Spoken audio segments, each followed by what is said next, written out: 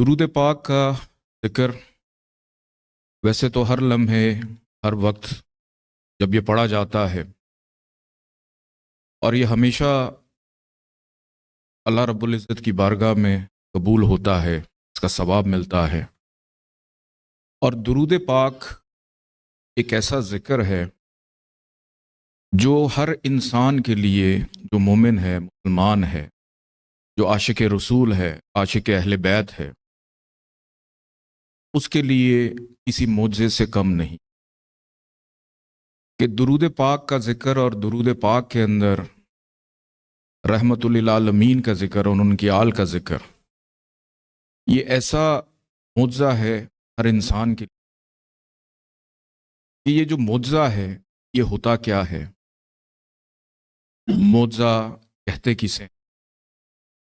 معجزے کے معنی کیا ہیں، کہ علم الکلام کے اندر معجزے کے بارے میں گفتگو ہوتی ہے کہ علم کلام وہ کہ جس کے اندر توحید، نبوت، رسالت، امامت، قیامت، یہ چیزیں ڈسکس ہوتی، اور ایک علم ہے عمل کا جس کو علم فقہ کہتے ہیں۔ فقہ کا علم ہوتا ہے کہ جس میں حج، روزہ، نماز، زکوٰۃ، یہ ساری چیزیں ڈسکس ہوتی۔ تو چونکہ علم کلام کے اندر نبوت کا چیپٹر ہے تو اس کے اندر معجزے کے بارے میں بتایا گیا، ڈسکس کیا گیا کہ معجزہ ہوتا کیا ہے، ہوتا کس طرح ہے۔ تو معجزے کے جو لغوی معنی ہیں، جو ڈکشنری میں اس کے معنی ہیں، یعنی وہ چیز جو عام انسان کو عاجز کر، یعنی ایک عام انسان وہ نہ کر پائے، اور کوئی ایک ایسا شخص اللہ کے حکم چیز کر دے، اس کو معجزہ کہا جاتا۔ اور اللہ نے اپنے نبی کو، نبیوں کو، پیغمبروں کو معجزات دیے اور انہوں نے کیے۔ اب یہ معجزہ نبیوں کو ملتا کیوں ہے؟ وہ اسی لیے دیا جاتا ہے کہ ایک ایسا بچہ ایک ایسے گھرانے میں پیدا ہو جائے کہ جتنے بھی اللہ کے نبی آئے جن کو معجزات ملے، کہ وہ دیکھنے میں ہمارے جیسا ہو، اور یہ بھی معلوم ہو کہ یہ کس کا بیٹا ہے، یہ کس کا بھائی ہے، ان کا بچپن کیسے گزرا، جوانی کیسے گزرا۔ اور پھر ایک وقت ایسا آئے کہ جس میں وہ یہ کہہ دیں کہ اللہ کا نبی۔ تو پھر یہاں پہ فطری طور کے اوپر ایک سوال پیدا ہوتا ہے کہ آپ اللہ کے نبی ہیں تو اس کی دلیل کیا ہے، اس کا ثبوت کیا ہے؟ تو اللہ کے حکم سے جو اللہ کا نبی ہے وہ کچھ ایسے جلوے دکھاتا ہے یا ایسے معجزات دکھاتا ہے جو عام انسان جو ہے وہ نہیں، کہ جیسے اللہ نے اپنے نبیوں کو جو معجزات دیے کہ حضرت موسیٰ کا جو ہاتھ تھا وہ ید بیضا تھا، کہ جب ہاتھ یوں کرتے تھے تو ایک روشنی نکلتی۔ ہم نے یہ بھی پڑھا کہ جب وہ اپنا عصا پھینکتے کہا بن جاتا۔ کہ کئی دفعہ یہ معجزات اللہ نے اپنے نبیوں کو اسی لیے دیے کہ ان کی جو امت ہے، جو ان کے جو لوگ ہیں، کو سمجھانا تھا، بتانا تھا، اور کئی دفعہ ان کی جان بھی بچانا۔ کہ جیسے حضرت ابراہیم کو آگ میں ڈالا گیا اور پھر آگ سے نکلے، حضرت موسیٰ کے لیے پانی میں رستہ بنا، تو اسی طرح معجزات جو ہیں وہ نبیوں کو دیے گئے تاکہ اپنی قوم کو اللہ کے بارے میں وہ رہنمائی بھی دے سکیں اور کئی دفعہ ان کی جان بھی بچ سکیں۔ کہ اس کے اندر اب میں تھوڑا سا بتاؤں، چونکہ ہمارے بچے بھی یہاں پہ بیٹھے ہیں تو ان کو بھی تھوڑی سی ایک چیز واضح ہو جائے، تو میں تھوڑا بھی آہستہ آہستہ چل رہا ہوں معجزے کے حوالے۔ کہ اگر میں یہاں پہ ہاتھ اپنا یوں بلند کروں اور یہ پنکھا جو ہے اس کو میں پکڑ لوں، یا میں ایک اشارہ کروں اور یہ پنکھا جو ہے اتر کے میرے پاس آ جائے، تو یہاں پہ بیٹھے ہوئے دیکھنے والے لوگ جو ہیں وہ حیران ہوں گے کہ اس شخص کے پیچھے کوئی سپر پاور ہے، کوئی طاقت ہے جو اس کے پیچھے ہے، کہ جس کی وجہ سے یہ شخص جو ہے وہ اس طرح سے کر رہا ہے۔ کہ حضرت عیسیٰ علیہ السلام کو اللہ نے معجزہ دیا کہ وہ اللہ کے حکم سے، دعا سے، اذن سے مردوں کو زندہ کر دیتے تھے۔ کسی کی بینائی نہیں، اس پہ ہاتھ پھیرا، دعا کی اللہ سے کہ بینائی واپس۔ پھر اسی طرح حضرت سلیمان علیہ السلام، ان کو ایک ایسی انگوٹھی دی کہ جب انگوٹھی پہنتے تھے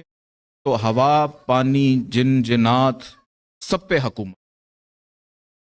کہ حضرت سلیمان انگوٹھی پہن لیں تو مالک الملک، اور اگر انگوٹھی اتار دیں تو سلیمان بے ملک۔ اور پھر سرکار دو عالم حضرت محمد مصطفیٰ صلی اللہ علیہ وسلم کے انگلی کے اشارے سے چاند کو 2 ٹکڑے کر دی۔ تو یہ وہ معجزات ہیں جو اللہ نے اپنے پیغمبروں کو، نبیوں کو دیے۔ لیکن ایک چیز ہے کہ جتنے بھی اللہ کے نبی آئے، جب تک وہ حیات رہے، اس دنیا میں رہے، اور جو بھی ان کے معجزات تھے،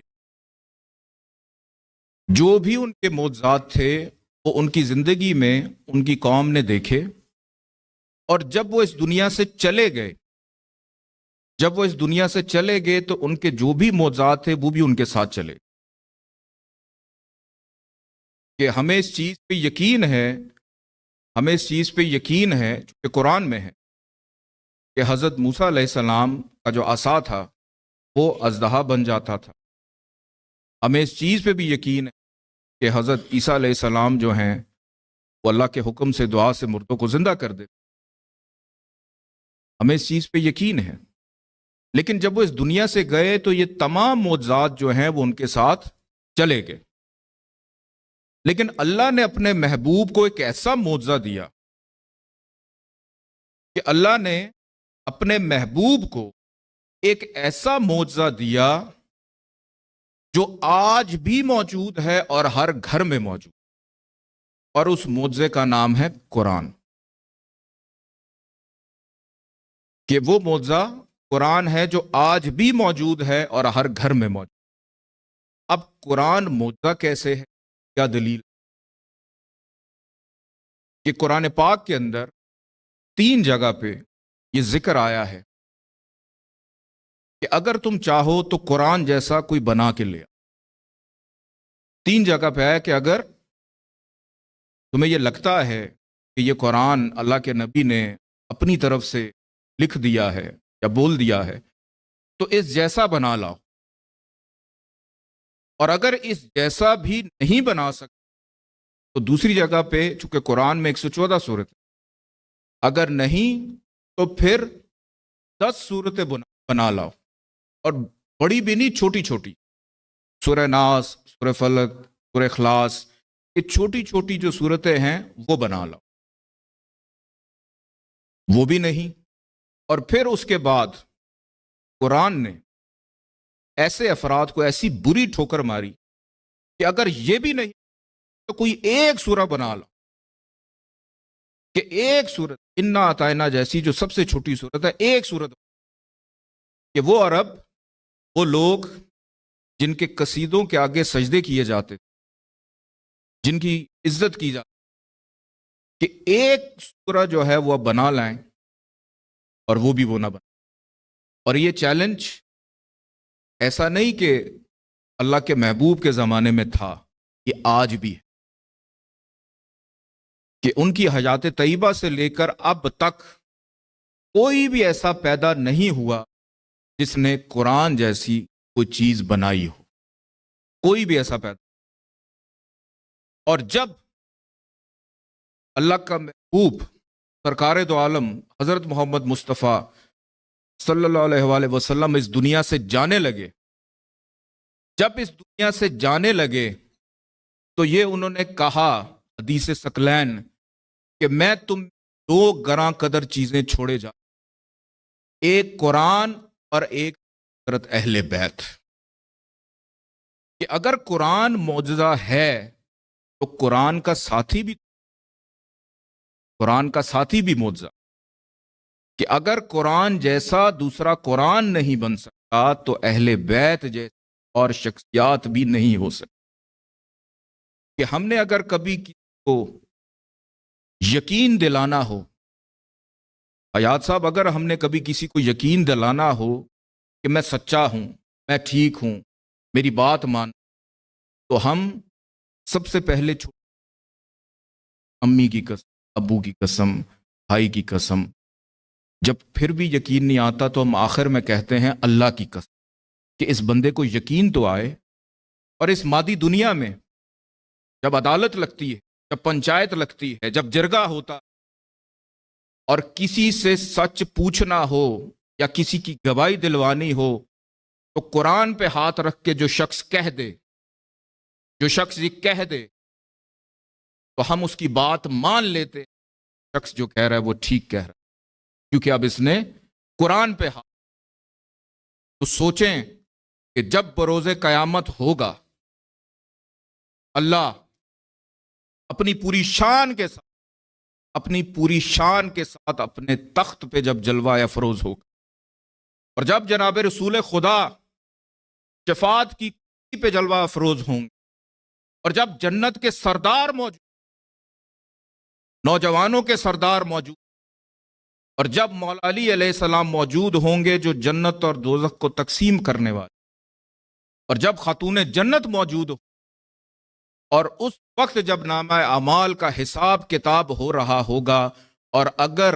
آپ کی گواہی وہاں سے آ گئی، پھر آپ کی بخشش بھی یقین